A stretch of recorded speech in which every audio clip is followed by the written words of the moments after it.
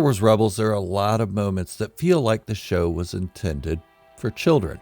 With Space Aladdin staying one step ahead of the lawman, and Ezra, Chopper, and Zeb constantly bickering, you wonder who is the adult out of them.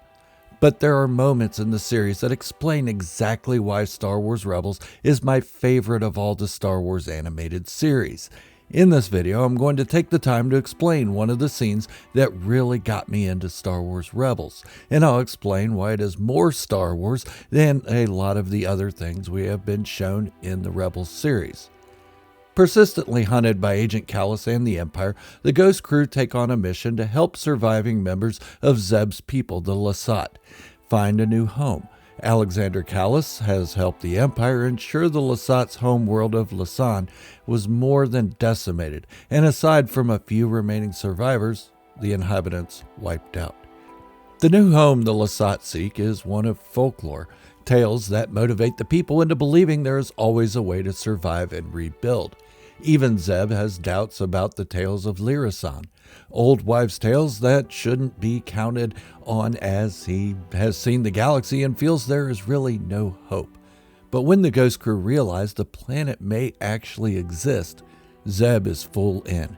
He takes his role as the navigator of his people and uses his staff to find the way. Now, I'm sure most of you know of this arc in Star Wars lore, and at first the Lasat elder known as Chava may have been annoying. More of that childish element added into a serious situation. With her beehive with a bun hairdo and overacting of her mysticism, you can't help but cringe when she's in the scene. But that is forgiven. As Agent Kallus chases the ghost, everyone on both sides realizes the planet lies on the other side of a star cluster.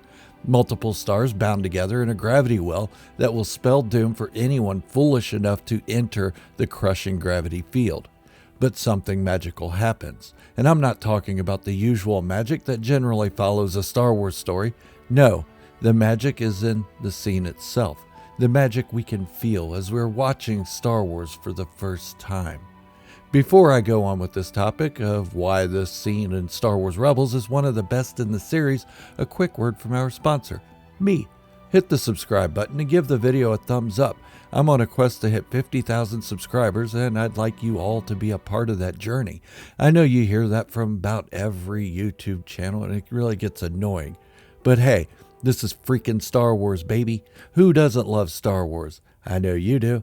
And I promise to give you the best Star Wars has to offer in a positive way for as long as I make videos. In other words, I'm going to keep it real for a very long time.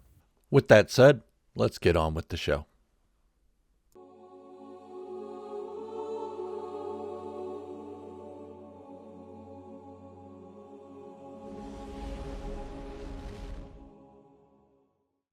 The scene I described in the beginning had a profound effect on me, and not because of some nostalgia of a cameo or repeated scene. This was all new. It was a moment when you realize the Star Wars universe is vast, not just big, but full of other things than just planets and space, and not just the star cluster, but everything about this scene draws emotion. Now, we can argue that Kanan Jarrus' death scene was one of the most emotional bits in all of Star Wars, and I'll agree with you.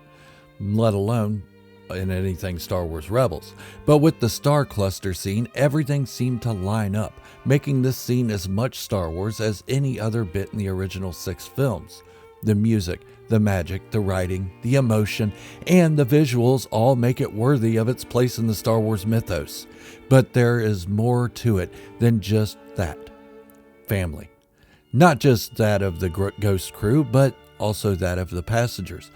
Chava and Gron are seen as family to Zeb, and although he thinks they're crazy, he and the rest of the rebels are ready to risk their lives to ensure the existence of the Lasat. In case you're confused, Chava's the old lady with the big bun haircut, and Gron is the younger guy. Just saying. To add to the theme of family, if that isn't your thing, we have the classic tale of good versus evil, with good becoming triumphant in a moment of adversary. Then you add in the fact that it's the Empire chasing the team and rebels on the other end. It's Star Wars. I don't know how to exactly say it, but when I watch this scene over and over, I get overwhelmed with emotion, dread, fear, anticipation, sadness, and joy all at the same time. The music really hits its mark in driving this emotional scene. Let me know in the comments of what you thought of this scene when you first saw it. Sure, there are other scenes in Star Wars that are more emotional than this one, and even in Rebels, like I mentioned before, Kanan Jarrus' death. But this one is one of those scenes that made me love Rebels. I'd love to hear what your thoughts are on it.